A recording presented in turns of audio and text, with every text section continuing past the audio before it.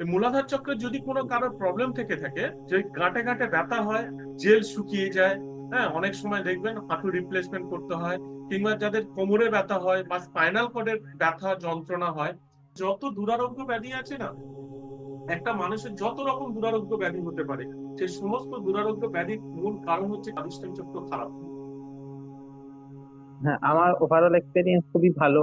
বেশ সুন্দর একটা মেডিটেশন হলো, বেশ একটা মানে মাইন্ডটা প্রচন্ড পিসফুল, একটা কুল একটা ভাব, এবং অবশ্যই গরম ফিলিংসটা তো অবশ্যই হয়েছে। মানে এই সব মিলিয়ে খুবই ভালো লেগেছে। এসি চালিয়ে রেখেছিলাম 24-এ, তাও আমার গরম হয়ে গেছে হাত। এর এনার্জি লেভেল প্রচুর হাই, বুঝতে পারছো তোমার সহস্র চক্র দিয়ে এনার্জি একটা ফ্লো হয়েছে। একদম এটা এটা আমার ভালো মতো ক্ষেত্রে বুঝতে পারছি। হ্যাঁ, হয়েছিল। আমার একটা হালকা ঘাড়ে ব্যথা ছিল, হ্যাঁ। ঘাড়ে ব্যথাটা কমে গেল। আচ্ছা আচ্ছা, ঘাড়ের ব্যথাটা কমে গেছে। মনে হলো যে হ্যাঁ, মনে হচ্ছে যেন নাই আর কি। কদিন ধরে নিজেই রেখে করছিলাম, তাও যাচ্ছিল। কমছিল আবার হচ্ছিল কিন্তু। হ্যাঁ, এখন এই এটা লিফের, আচ্ছা, লিফারের ক্ষেত্রে এই একটা সুবিধা, ট্রাডিশনাল রেকির ক্ষেত্রে আমরা যতক্ষণ প্র্যাকটিস করতাম ঠিক ততক্ষণ থাকতো বা কিছুক্ষণ থাকতো এনার্জিটা। হলিফায়ার রেকিটা হচ্ছে, এটা তোমার 24 ঘন্টা তোমার মধ্যে প্রবাহিত হতে থাকবে, 24 ঘন্টা প্রবাহিত হতে থাকবে। তোমার যখনই একটু লো ফ্রিকোয়েন্সি মনে হবে, লো এনার্জি মনে হবে, কিচ্ছু না, তুমি ওই মুহূর্তে শুধু একটুখানি ইন্টেনশন দাও যে তোমার ওই এনার্জি তোমার মধ্যে ফ্লো হচ্ছে, দেখবে সাথে সাথে তোমার হাত পা গরম হতে শুরু করে দেবে। মন দিয়ে আপনার কি অভিজ্ঞতা আজকে? আজকের মনে হচ্ছে সারা শরীর একটা মানে কম্পন অনুভূতি করেছে সারা শরীরেই। সারা শরীরে একটা আমি এনার্জি। যেন চোখ খুলতে পারছি না, এখন আমার মধ্যে চোখ বন্ধ করে বসে থাকি। আচ্ছা, মানে আজকে যেটা খুব আগের দিন ভালো পাইনি হচ্ছে। এতটা।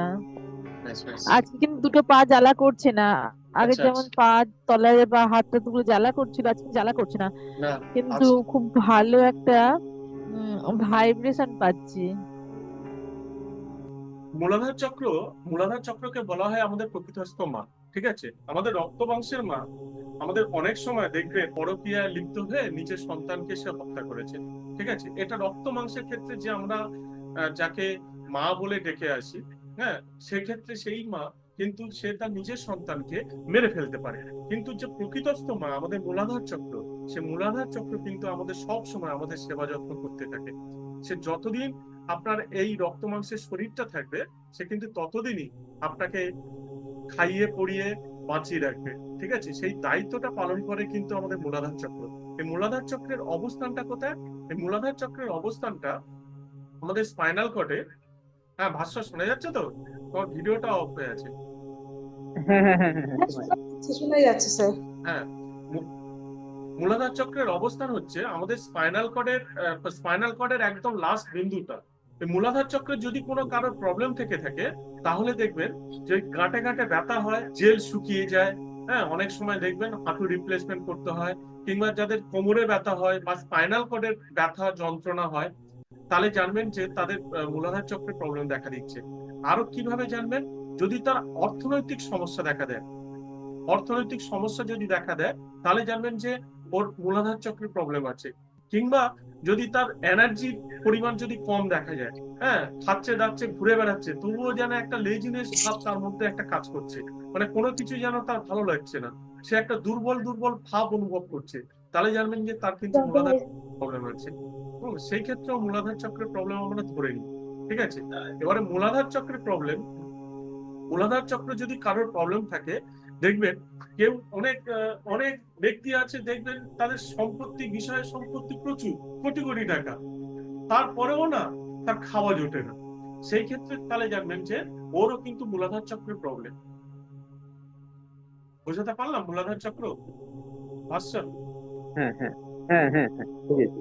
হ্যাঁ, কারণ যদি মূলাধার চক্র যদি স্ট্রং থাকে, সে ধরুন কোনো গরিব পরিবারে জন্মগ্রহণ করেছে, মূলাধার চক্র যদি তার যদি স্ট্রং থাকে, তার খাওয়া পড়া থাকা ঘোরার কোনো কিছু চিন্তা করতে হবে না, সে অটোমেটিক্যালি কোথা থেকে কোথায় পেয়ে যাবে সে নিজেও জানে না। তার এই প্রকৃতস্থ মা কিন্তু তাকে সেই হেল্পটা করতে থাকে। ঠিক আছে, এবারে প্রশ্নটা হচ্ছে মূলাধার চক্রকে তাহলে আমরা অ্যাক্টিভ করব কিভাবে? আমরা এই মূলাধার চক্র দুর্বল হয় কিভাবে? মূলাধার চক্র, মূলাধার চক্রকে আমরা অ্যাক্টিভ করতে গেলে মূলাধার চক্রকে সবসময় প্রত্যেক দিন আমাদের রেখে দিতে হবে। জন্মসূত্রে মূলাধার চক্র ডাউন অবস্থায় নিয়ে মানে জন্মগ্রহণ করেছে, তাদের এই মূলাধার চক্রকে ঠিক একটা ব্যালেন্সিং জায়গা নিয়ে আসতে হয়তো 1-1.5 বছর টাইম লাগবে, 2 বছর টাইম লাগবে। যারা মানে মূলাধার চক্রকে স্ট্রং নিয়ে জন্মেছে, পরিবেশের চাপে বা পারিপার্শ্বিক কিছু ঘটনা প্রবাহ তাকে মূলাধার চক্রকে একটুখানি ড্যামেজ করে দিয়েছে, সেই ক্ষেত্রে 5-6 মাসের মধ্যে আমরা যদি এই হিলিং দিতে থাকি, তার মূলাধার চক্র সম্পূর্ণভাবে সুস্থ হয়ে যায়। ঠিক আছে, এরপরে হচ্ছে স্বাধিষ্ঠান চক্র। স্বাধিষ্ঠান চক্র আমাদের মূলাধার চক্রের ঠিক উপরটা। ভাস্বর, তোমার ভিডিওটা দেখা যাচ্ছে? ভিডিও অন করো, ভিডিও না দেখলে বলতে ভাল লাগে না। হ্যাঁ, সবার ভিডিও অফ তো। মধুশ্রীদি, জয়শ্রীদি অনেক সিনিয়র, ঠিক আছে, এখানে ওনারা না শুনলেও চলবে। হ্যাঁ, এখানে না, আমি শুনছি। এখানে স্বাধিষ্ঠান চক্র কি? স্বাধিষ্ঠান চক্র ঠিক আমাদের মূলাধার চক্রের ঠিক উপরটা, ঠিক আছে, আর আমাদের নাভির 2 ইঞ্চি নিচে স্বাধিষ্ঠান চক্র। যত দুরারোগ্য ব্যাধি আছে না, একটা মানুষের যত রকম দুরারোগ্য ব্যাধি হতে পারে, সেই সমস্ত দুরারোগ্য ব্যাধির মূল কারণ হচ্ছে কিন্তু স্বাধিষ্ঠান চক্র খারাপ। হঠাৎ মাত্র দেখবেন ছেলেটা খুব ভালো ছিল রে, হঠাৎ মাত্র ক্যান্সার ধরা পড়লো আর ছেলেটা চলে গেল। ও হঠাৎ মাত্র ক্যান্সারটা ধরা পড়েনি, ও দীর্ঘদিন ধরে দিনের পর দিন ওর স্বাধিষ্ঠান চক্র খারাপ ছিল, সেই চক্রটা ও হিল করেনি বা ও জানে না, চক্র সম্পর্কে ওর কোনো নলেজ নেই। তার ফলে কি হয়েছে, ওর আস্তে আস্তে ওই রোগটা ওর শরীরে বাসা বাঁধতে শুরু করেছে। রোগ আসার আগে তো আগে অরাটা ইনফেক্টেড, কারোর যদি দুরারোগ্য ব্যাধি আক্রমণ হয়, তার আগে কিন্তু তার 1-2 বছর আগে থেকে অরা ইনফেক্টেড হতে শুরু করে। আগে অরা ইনফেক্টেড হবে, তারপরে আস্তে আস্তে ওই চক্রটাকে দুর্বল করতে থাকবে, ফাইনাল রোগের দিকে যাবে। তা আমরা যারা রেকি জানি, আমরা কি করি, আমাদের নিজেদের বডিটাকে যখন চার্জ করব বা আমাদের অরাটাকে যখন ক্লিন করব, আমরা নিজেরাই বুঝতে পারবো যে আমাদের অরাটা ক্লিন হচ্ছে, আমাদের অরাতে কোনো প্রবলেম আছে কিনা। আর যদি থেকে থাকে, সেটা সম্পূর্ণভাবে ক্লিন হয়ে গিয়ে সেটা আস্তে আস্তে সুস্থতার পথে চলে যাবে। এটাই হচ্ছে আমরা যারা রেকি শিখি, এই এনার্জি নিয়ে কাজ করি, তাদের ক্ষেত্রে একটা সব থেকে বড় সুযোগ, সব থেকে নিজেকে বড় ঠিক সুযোগ। রাখা। একদম, প্রত্যেক দিন বডি চার্জ করা। এত সুন্দর একটা এনার্জি আমরা 24 ঘন্টার মধ্যে 40 মিনিট 45 মিনিট আমি আমার নিজের জন্য দেবো না। আর সব থেকে বড় কথা, আমরা যখন বডি চার্জ করছি, আপনি ওইসব বলে না, সাংসারিক লোকরা ঈশ্বরকে ডাকে না, তারা 24 ঘন্টা ওই 16-17 ঘন্টা মানে যতক্ষণ জেগে থাকে সংসারেই কাজ করে যায়। তা পুরো টাইমটা সে সংসারে দিয়েও সংসারে সে হ্যাপি না, সুখী হতে পারে না। পুরো টাইমটা সংসারে দিয়ে দিচ্ছে, তারপরেও সে হ্যাপি হতে পারে না, তারপরেও তার কাজ শেষ হয় না, তারপরেও সে সংসারে হয়তো দেখা যাবে যে কারোর কাছে সে ভালো হতে পারে না, অন্য হয়তো তাকে সমালোচনা করছে। তা কেন হচ্ছে এগুলো, কেন হয় এগুলোর মূল কারণ হচ্ছে আমাদের চক্র, আমাদের অরা ইনফেক্টেড চক্র হয়ে যাচ্ছে, ডিস্টেন্স। আমাদের চক্রের ডিস্টার্ব। সেই চক্রটাকে আমাদের শরীরের যদি হিল করি না, আজকের যদি দেখা যাচ্ছে যারা রেকি করে, তারা যে বুদ্ধিমত্তার সাথে বা তুমি একটা কাজ করবে, ঠিক আছে, তুমি একটা যে কাজটা করবে তার জন্য তো একটা প্রি প্ল্যানিং এর দরকার। সে যাই করি না কেন, আমি এখন 1 গ্লাস জল খাবো, তা জলটা কোথা থেকে খাবো, আমি জালা থেকে খাবো না আমি বোতল থেকে খাবো, সেটা তো আগে আমার ডিসিশন নিতে হবে, সেই ডিসিশনটা তো নিতে হবে। জীবনের আমাদের চলার পথে, আমাদের সংসারের ক্ষেত্রে বলো বা কাজকর্মের ক্ষেত্রে বলো বা যে কোনো ক্ষেত্রে বলো, আমাদের চলার পথে আমরা যে ডিসিশনটা নেবো, সেই ডিসিশন মেকিং এর ক্ষেত্রে আমাদের এই আমরা যে বডি চার্জ করি চক্র আমাদের কিন্তু ভীষণ ভাবে সাহায্য করে, মানে ডিসিশন মেকিং এর ক্ষেত্রে। তুমি ভবিষ্যতে আইএএস হবে কি ডব্লিউবিসিএস অফিসার হবে কি ইউপিএসসি দেবে, কি দেবে সেটা তুমি জানো। তোমার অ্যাম্বিশন কি, তুমি কোন লক্ষ্যের দিকে নিজেকে নিয়ে যেতে চাও, তোমার স্থির দৃষ্টিভঙ্গি সেই জায়গাটা একদম টার্গেটটাকে তুমি হিট করার চেষ্টা করছো। সেই টার্গেট হিট করতে গেলে কোন রাস্তাটা সব থেকে সহজ এবং সব থেকে মানে সুন্দর মসৃণ ভাবে তুমি পৌঁছাতে পারবে, সেটা কিন্তু তোমার এই চক্র যদি তোমার ঠিকঠাক থাকে, তুমি ঠিকঠাক ভাবে ওখানে পৌঁছাতে পারবে। নাহলে কিন্তু তোমার কিন্তু স্ট্রাগল করতেই হবে, অনবরত স্ট্রাগল করে যেতে হবে। তুমি এটা করছো, এটা হচ্ছে না, ওটাই করছো, ওটাও হচ্ছে না, লাস্টে তোমার ডিসিশন নিতে প্রবলেম হচ্ছে, মনটাই স্থির হয় না। মনটা স্থির হয় না, তোমার ডিসিশন নিতে প্রবলেম হয়। আচ্ছা, আমি একটা কথা জিজ্ঞেস করছি,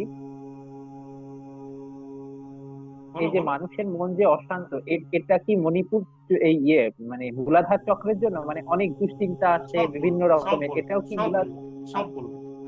এবার হচ্ছে গেল স্বাধিষ্ঠান চক্র, ঠিক আছে? স্বাধিষ্ঠান চক্র, তাহলে যত রকম ক্যান্সার আছে, টিউমার আছে, সিস্ট আছে, যত রকম সিস্ট, যত রকম শরীরের টিউমার, যত রকম ক্যান্সার, যার কিডনির প্রবলেম, তাদের কিন্তু স্বাধিষ্ঠান চক্রের প্রবলেম। তাহলে বুঝতে পারছো স্বাধিষ্ঠান চক্রটা কত ইম্পর্টেন্ট আমাদের মানুষের ক্ষেত্রে। আগেকার দিনে মানুষ দেখবে, পুকুরে যারা স্নান করতো আগে নেমে না, ওই কোমর পর্যন্ত নেমে আগে নাভির তলায় না জল দিত, নাভির নিচে জল দিত, পিছনটায় আমাদের জল দিত, জল দিয়ে দিয়ে আগে ঠান্ডা করতো। সে হয়তো জানতো না কিসের জন্য করছে, কিন্তু এই রীতিটা কিন্তু চলে আসতো। সেটা এখনো বাড়ির যারা বয়স্ক মানুষ তারা কিন্তু বলে, এখনো করে। কেন করে? হয়তো কোনো কালে কোনো মনি ঋষি হয়তো বলেছেন যে ওখানে আমাদের স্বাধিষ্ঠান চক্র থাকে, স্বাধিষ্ঠান চক্র নামক এক চক্র থাকে, তাকে শান্ত রাখলে আমাদের শরীরটাকে ভালো থাকে, সুস্থ থাকে। সে যদি ঠিক থাকে, তুমি সুস্থ থাকবে।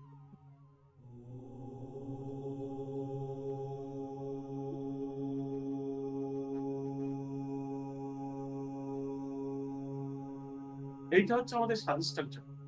তার সঙ্গে সঙ্গে কি হয়, এই স্বাধিষ্ঠান চক্র, তারপরে পায়ের যে আমাদের ঝিনঝিন হয়, পায়ের যে ব্যথাগুলো হয়, সেগুলো স্বাধিষ্ঠান চক্রের প্রবলেমের জন্য, ঠিক আছে? এরপরে হচ্ছে মণিপুর চক্র। মণিপুর চক্র মানে হচ্ছে আমাদের পেট, ঠিক আছে? মণিপুর চক্রের মধ্যে কি আছে? মণিপুর চক্রের মধ্যে আমাদের আছে পাকস্থলী, আমাদের ডান দিকে লিভার, হ্যাঁ, ওই যে রেকি বইয়ের মধ্যে দেখবে তোমার হিউম্যান বডি, পুরো বডি পার্টস কোথায় কোথায় কি কি আছে সমস্ত কিছু আছে, ওটা দেখে একবার স্টাডি করে নিও, ঠিক আছে? মণিপুর চক্রের আমাদের পাকস্থলী আছে, ডান দিকে আমাদের আছে, লিভার আছে, বাঁ দিকে আমাদের প্যানক্রিয়াস আছে। এই টোটালটাই হচ্ছে আমাদের মণিপুর চক্র। লোকাল ট্রেনে চড়েছে তো? লোকাল ট্রেনে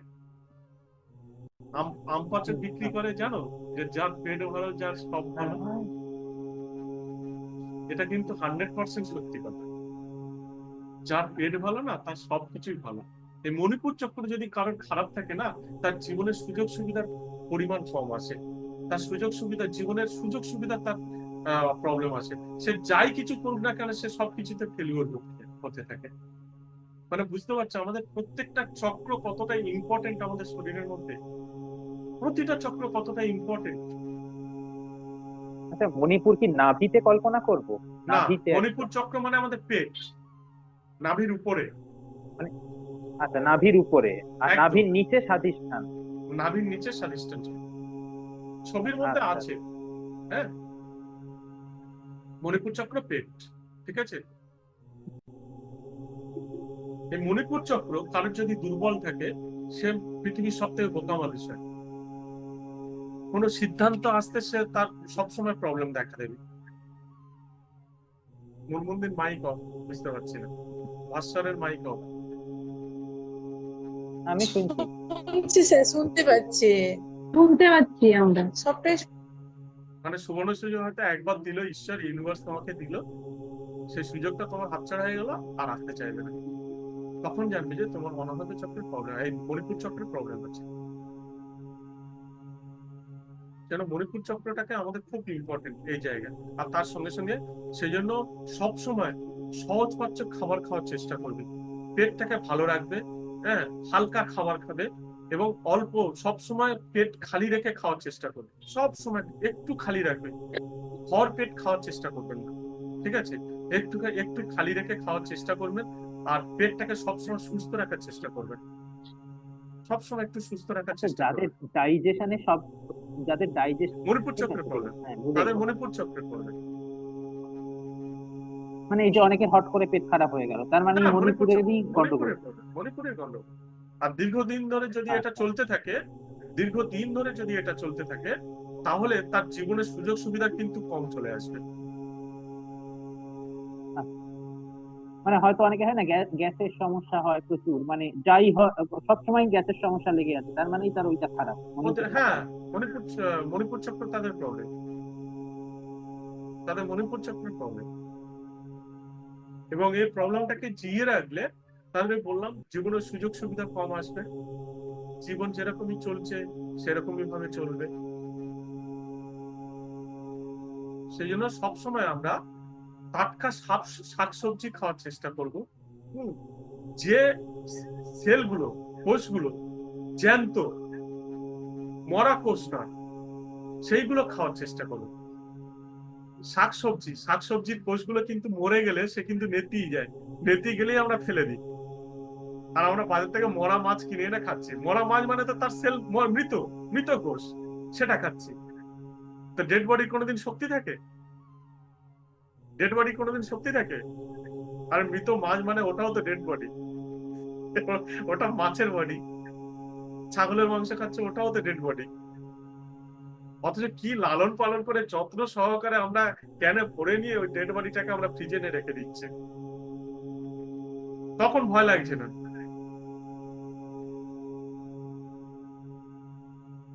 তাই না? ভাবলে কিরকম লাগে না? টাটকা যত শাকসবজি খাবে না, ফলমূল খাবে, শাকসবজি খাবে, যত সহজপাচ্য খাবার খাবে, তোমার মণিপুর চক্র আস্তে আস্তে স্ট্রং হতে থাকবে, স্ট্রং হতে থাকবে, স্ট্রং হতে থাকবে। অল্প অল্প খাও, বারবার খাও। আর স্ট্রং হওয়া মানে তোমার জীবনে কিন্তু সুযোগ সুবিধা অনেক আসবে, তোমার জীবনে সুযোগ সুবিধার অভাব হবে না। মণিপুর চক্রকে তুমি সুস্থ রাখো, জীবনে অনেক সুযোগ সুবিধা পাবে। একটা দরজা বন্ধ হয়ে গেলে আরেকটা দরজা ওপেন হয়ে যাবে।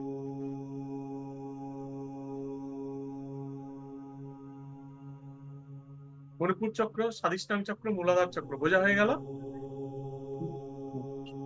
কেমন লাগছে ভাষ্য? ঠিক খুব লাগছে? ভালো লাগছে, খুবই ভালো লাগছে। হ্যাঁ হ্যাঁ। আচ্ছা, এবারে গেল অনাহত চক্র। অনাহত চক্র আমাদের বুকের মাঝখানটা, ঠিক আছে? অনাহত চক্রের মধ্যে কি? অনাহত চক্র হচ্ছে আমাদের হার্ট,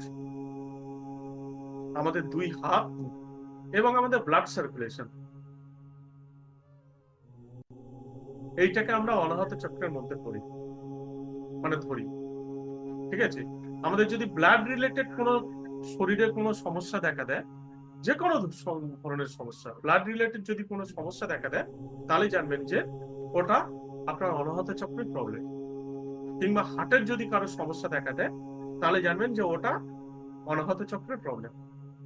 কিংবা দুই হাতে যদি ব্যথা যন্ত্রণা বা কোনো কিছু ফিল করো, তাহলে জানবেন যে ওটা অনাহত চক্রের প্রবলেম।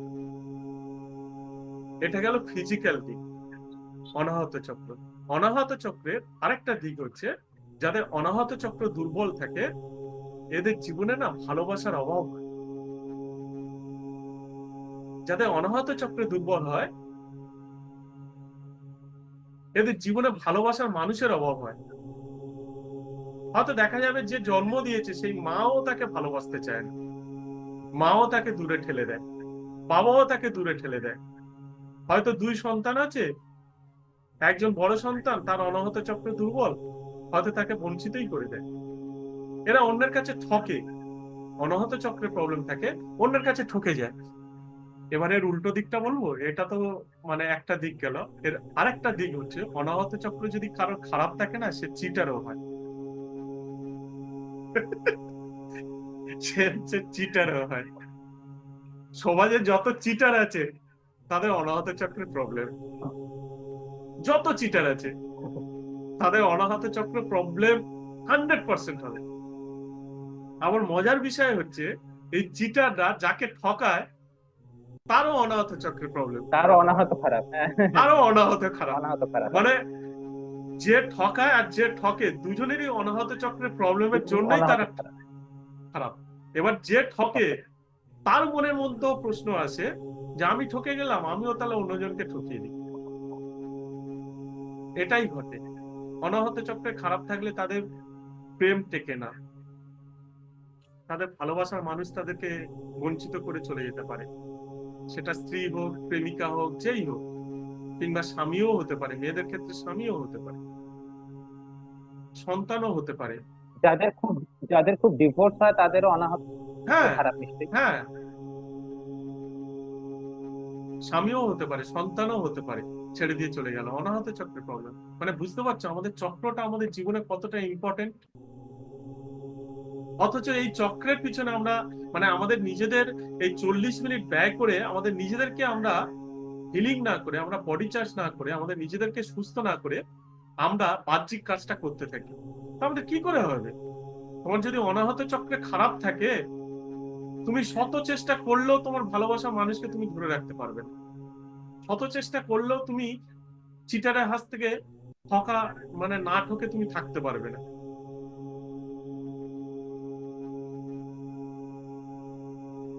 আর এদের শেষ বয়সে ওই হার্টের প্রবলেম হয়, বাইপাস সার্জারি হয়। ঠিক আছে, এটা গেল অনাহত চক্র। এবারে এলো বিশুদ্ধ চক্র। বিশুদ্ধ চক্র আমাদের হচ্ছে থাইমাস এবং থাইরয়েড গ্রন্থি। থাইমাস এবং থাইরয়েড গ্রন্থি, ঠিক আছে।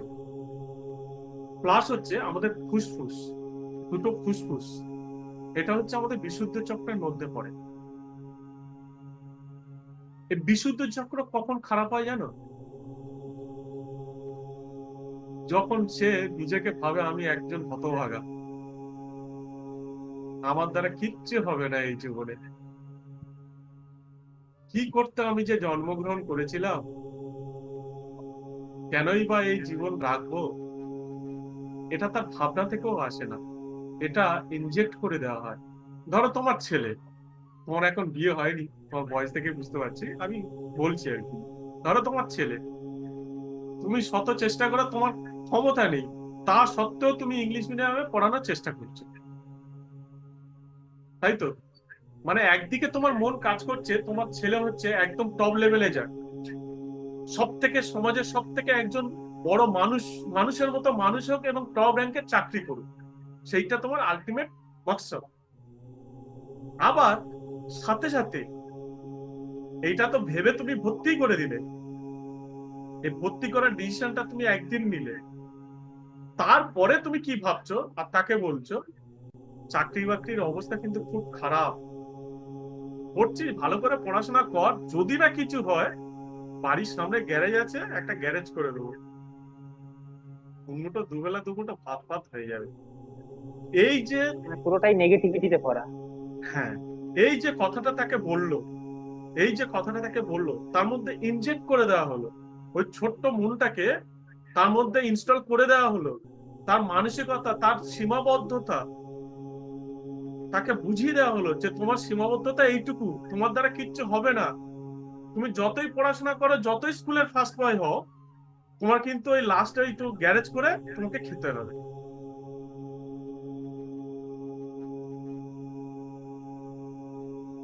সে কি করবে, তার বাবা বা মা, তার গার্জেন তাকে ঠিক করে দিল। এই ক্ষেত্রে তার কিন্তু বিশুদ্ধ চক্রের প্রবলেম হতে পারে।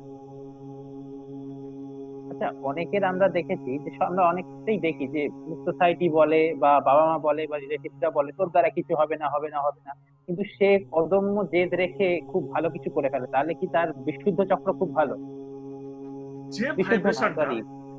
যে হ্যাঁ হ্যাঁ, বিশুদ্ধ ভাইব্রেশনটা, বিশুদ্ধ, হ্যাঁ। হ্যাঁ, যে ভাইব্রেশনটা, ধরো তোমাকে 10 জন 10 গ্লাস জল দিল, ঠিক আছে, তুমি খেতে পারো 30 গ্লাস সারাদিনের জল, ঠিক আছে, তুমি নিজে তো 20 গ্লাস জল খেলে, তোমার পরিমাণটা তো বেশি হলো। যে অদম্য জেদ রাখছে, অদম্য জেদ রাখছে মানেটা হচ্ছে এটাই, সে তার সাবকনসিয়াস মাইন্ডে, সে তার অ্যাচিভমেন্টটা, সে তার টার্গেটটাকে ফুল অ্যাটেনশন দিয়ে রাখছে, যে ওটা আমাকে অ্যাচিভ করতেই হবে। বাইরে থেকে কে কি বলছে, কে কি বলছে সেটা তার মাথায় ঢুকছে না, কানে ঢোকাচ্ছে না। আর যখনই কানে ঢোকাচ্ছে না, যখনই সে ওই কনসাস মাইন্ড থেকে সে ওইখান থেকে পুরোপুরি বের করে দিচ্ছে, তার সাবকনসিয়াস মাইন্ডে যখনই সে ঢুকাচ্ছে না, তাতে তার কিচ্ছু যায় আসে না। তুমি যতই চেল্লাও তার কিচ্ছু হবে না। সে একজন এসে বলছিল না, একটা মন্দিরে একজন সবে উঠতি বৈষ্ণব ইস্কনে গিয়েছে, ইস্কন মন্দিরে গিয়েছে, গিয়ে প্রথম দিন গিয়েছে, গিয়ে এসে বাড়িতে এসে বলছে কাল থেকে আমি আর মন্দিরে যাব না। বলছে কেন রে? বলছে না আমার ধ্যানের প্রবলেম হচ্ছে, আমার না ওখানে আমি ভক্তি ভরে ঈশ্বরকে ডাকতে পারছি না, ভগবানকে ডাকতে পারছি না। কেন? বলছে খালি গল্প হচ্ছে, গুজব হচ্ছে, ডিস্টার্ব হচ্ছে, মাইন্ড খালি ডাইভার্টেড হয়ে যাচ্ছে, অন্যদিকে চলে যাচ্ছে। আমার ইন্টেনশনটাকে ভগবান পাওয়াকে বা ভগবানের প্রতি আমি ধ্যান দিতে পারছি না। তখন তার মা বলছে তুই এক কাজ কর, তুই যেটা বলছিস যে আর যাবি না, মন্দিরে যাবি না, তুই এক কাজ কর, তুই কালকের দিনটা শুধু মন্দিরে যাও, চল, কালকের দিনের পরে তোকে আর আমরা জোর করবো না, তুই কালকের দিনটা যাবি, যাওয়ার পরে তারপরে তোকে আর জোর করবো না, তুই ডিসিশন নিবি তুই যাবি কি যাবি না। পরের দিন যথারীতি সে হচ্ছে মন্দিরে গেছে। মন্দিরে যাওয়ার পরে ওর মা কি করেছে, একটা প্রদীপে পুরোপুরি তেল ভর্তি করে দিয়েছে, দিয়ে প্রদীপটা জ্বালিয়েছে, জ্বালিয়ে নিয়ে ওর হাতে দিয়েছে, দিয়ে বলছে তুই মন্দিরটা 7 পাক ঘুরে আয়, পুরো মন্দিরটা 7 পাক ঘুরে আয়। ঠিক আছে, হরিনাম করতে করতে সেই 7 পাক ঘুরে আয়। তা সেই প্রদীপটা একদম টইটুমুর হয়ে তেল ভর্তি, সে প্রদীপটা বলছে দেখিস তেল যেন একটু এক ফোঁটাও তোর হাতেও যেন না পড়ে, মাটিতেও যেন না পড়ে। সে প্রদীপের দিকে তাকিয়ে তাকিয়ে তাকিয়ে তাকিয়ে 7 পাক ঘুরে এসছে, চারিদিকে ঘুরে এসছে। 7 পাক ঘুরে আসার পরে সে তার মাকে বলছে, বলছে মা আমার 7 পাক হয়ে গেছে। বলছে কিরে তেল পড়েনি তো? বলছে না না পড়েনি। বলে কোনো ডিস্টার্ব হয়নি তো? বলছে না কোনো ডিস্টার্ব হয়নি। বলতো কি আলোচনা হচ্ছিল মন্দিরে? বলছে মা আমি তো কিছু শুনিনি। বলে তুই শুনিসনি মানে এটাই তোর ইন্টেনশনটা প্রদীপের তেলের মধ্যে ছিল, যাতে না পড়ে যায়। তা তোর ধ্যানটা যদি তোর টার্গেটেড জায়গাতে যদি তোর ধ্যানটা রাখিস, তাহলে তুই সেটাকে অ্যাচিভ করতে পারবি। তো বাইরে পারিপার্শ্বিক ক্ষেত্রে তোর যতই ডিস্টার্ব হোক না কেন, সেটা তোর বাধার সৃষ্টি হবে না জীবনে। তা ওই যে ছেলেটার কথা বলছেন আপনি, ওই ছেলেটার ক্ষেত্রে কি হয়েছে, ও ওর সাবকনসিয়াস মাইন্ডকে অ্যাক্টিভ করে রেখে ও ওর যেটাকে টার্গেট করে রেখেছে সেই টার্গেটের দিকে ওর মন ছিল। তো পারিপার্শ্বিক লোক কে কি বলছে না বলছে ও তাতে কিছু যায়ও আসে না, সেই জন্য ওর কিচ্ছু হয়নি, ওর টার্গেটটাকে ও ফুলফিল করতে পেরেছে। এটা হচ্ছে বিশুদ্ধ চক্র। তারপরে হচ্ছে আজ্ঞা চক্র। আজ্ঞা চক্র মানে আমাদের এখানে থাকে, হ্যাঁ, আজ্ঞা চক্র যাদের দূরদর্শিতা প্রবলেম থাকে তাদের আজ্ঞা চক্র দুর্বল হয়, তাদের জীবনের ডিসিশন নিতে অনেক সময় প্রবলেম হয়, অনেক সময় না, তাদের প্রবলেম হয়। তারপরে হচ্ছে সহস্রার চক্র। সহস্রার চক্র হচ্ছে নিচের মূলাধার চক্রকে যদি আমরা মা বলি, প্রকৃতস্থ মা মা বলি, আমাদের সহস্রার চক্র হচ্ছে আমাদের পিতা, প্রকৃতস্থ পিতা, আমাদের রক্ত মাংসের তো পিতাকে আমরা দেখেছি। সে কি করে, তার কাজ কি? সংসারের সমস্ত সুখ দুঃখের সাথী হচ্ছে তিনি, তিনি হচ্ছেন কর্তা, তিনি হচ্ছেন হেড। কিভাবে ইনকাম করবে, কিভাবে সংসার চলবে, সমস্ত দায়িত্বটা কিন্তু তার। কিভাবে আনছে না আনছে আমরা ছেলেরা আমরা কিন্তু সেগুলো চিন্তা করি না বা ভাবিও না। এখানে সহস্র চক্র হচ্ছে তাই। সহস্র চক্র আপনি যা চিন্তা করবেন, আপনি যা চিন্তা করবেন সেটাই হচ্ছে আপনার সারা শরীরের মধ্যে ঢুকবে। এটা হচ্ছে আমাদের শরীরের গেটওয়ে। সহস্র চক্র হচ্ছে আমাদের গেটওয়ে। আমরা আমাদের শরীরের মধ্যে কি ঢোকাবো না ঢোকাবো সেই ডিসিশনটা যদি আমরা নিতে পারি, তাহলে আমাদের কিন্তু জীবনে চলার পথ কিন্তু অনেক সুন্দর হবে। তুমি যদি দিন রাত ভাবো আমি অসুস্থ আমি অসুস্থ অসুস্থ, তুমি কিন্তু সত্যি অসুস্থ হয়ে পড়বে। আর তুমি যদি ভাবতেই থাকো যে আমি 1 বছর পরে আমি অফিস যাচ্ছি, আমি ডব্লিউবিসিএস অফিসার, আমি ইউপিএসসি ক্র্যাক করেছি, তুমি 1 বছর পরে ক্র্যাক করবে? তুমি অফিসে যাবে, তুমি কল্পনার জগতে নিজেকে নিয়ে চলে যাও, তুমি অফিসে বসছো, তুমি সবার হেড, সবাইকে নিয়ন্ত্রণ করছো, সবাইকে অর্ডার করছো, তুমি নিয়ে যাও। 1 বছর ধরে এই পুরো পুরো কল্পনার জগতেই তুমি যদি নিজেকে ওই জায়গাটা নিয়ে রেখে দাও না, 1 বছর পরে কিন্তু তুমি চাকরি করবে, ওই জায়গাটা ওই সিটটাই বসবে, তুমি যেটা চাইছেন সেটাই পাবে। আশা করি চক্র নিয়ে বোঝানো হয়েছে। আমি প্রত্যেককে, আজকে যারা ক্লাসে জয়েন করেছে প্রত্যেককে আমি একটা আলাদা একটা মেডিটেশন ক্লাস করাবো, এক্সট্রা মেডিটেশন, যে ক্লাসের মধ্য দিয়ে প্রত্যেকের আমাদের যে অ্যাম্বিশন, আমাদের জীবনের টার্গেট কি, সেই টার্গেট ফুলফিলমেন্ট করার জন্য একটা স্পেশাল একটা মেডিটেশন করাবো আমি, সেটা পরে আমি জানিয়ে দেবো। সেটা করলে প্রত্যেকের সুবিধা হবে, প্রত্যেকে। সে মধুস্মৃতি জয়স্মৃতি অ্যাম্বিশন হতেই পারে তার সন্তানকে একজন বড় ইউপিএসসি ক্র্যাক করে বড় অফিসার হবে, সেটাই তার অ্যাম্বিশন হবে। ভাস্বর সেনের মনে থাকতেই পারে যে আমি একজন ইউপিএসসি ক্র্যাক করে আমি একজন বড় অফিসার হব, বড় আমলা হব। নাকি একদিন করলেই হবে, না না রোজ করতে হবে? না, আমি যেটা করাবো ওটা রেকর্ড করে নিয়ে প্রত্যেকদিন শুনতে হবে, এবং অনবরত নিজের শয়নে স্বপ্নে সব সময় ওইটা নিয়ে ভাবতে হবে, সব সময় ওইটা নিয়ে ভাবতে হবে। তুমি যেটা ভাববে তোমার সন্তান সেটাই করবে, সেটাই হবে, হবেই হবে, হতে বাধ্য, হতে বাধ্য। তুমি পজিটিভ চিন্তা, পজিটিভ পাঠাচ্ছ, তাকে ইন্টেনশন পাঠাচ্ছ, সেই ইন্টেনশন অনুযায়ী সে তার সাবকনসিয়াস মাইন্ড ওই অনুযায়ী তখন অ্যাক্টিভ হবে। আমি 2-3 জনের জন্য করতে পারি, আমার যেমন 3টে সন্তান, আমি 3 জনের জন্য করতে পারবো, একদম 3 জনের জন্য ভাবছি। একদম একদম। এবং ভাস্বর সেন যদি আজ থেকে ও তো পরীক্ষা টরীক্ষা দেয়, ও যদি প্র্যাকটিস করে ও 1 বছরের মধ্যে ও চাকরি পাবে, ও চাকরি পাবেই পাবে। ও গ্রহ গ্রহ নক্ষত্র যাই পজিশন থাকুক না কেন, তোমার যদি টার্গেট থাকে আমি চাকরি করব, তোমার যদি টার্গেট থাকে আমি বড় অফিসার হব, তুমি যে টার্গেটটা করবে, তবে লক্ষ্য কোনোদিন একটাই স্থির করবে। মাঝ রাস্তায় গিয়ে তারপরে লক্ষ্য যখনই চেঞ্জ করবে তোমার কোনোটাই ফুলফিল হবে না। তুমি একটা লক্ষ্য স্থির করে যে তুমি ডব্লিউবিসিএস অফিসার হবে, এখন 6 মাস প্রার্থনা করার পরে, 6 মাস প্রার্থনা করার পরে পরে না ডব্লিউবিসিএস অফিসার হবো না, আমি তো স্কুল শিক্ষক হবো, আবার স্কুল শিক্ষকের জন্য প্রেয়ার করলেন। ভগবান তোমার মঞ্জিল স্থির করার জন্য একটা রাস্তা পর্যন্ত গেল, তারপরে তুমি যখন মনটাকে যখন ডাইভার্ট করে দিচ্ছ তখন আবার কি কনভার্টেড হয়ে অন্যদিকে চলে যাচ্ছে। তুমি ধর্মতলায় আসতে যাচ্ছ, ধর্মতলা বাসে উঠে গেলে, ধর্মতলার কাছাকাছি এসে তখন বললে না আমি ধর্মতলায় আসবো না, আমি দিল্লিতে যাবো। তা পারবে দিল্লি পৌঁছাতে না ধর্মতলা পৌঁছাতে? কোনো দিকে পৌঁছাতে পারবে না।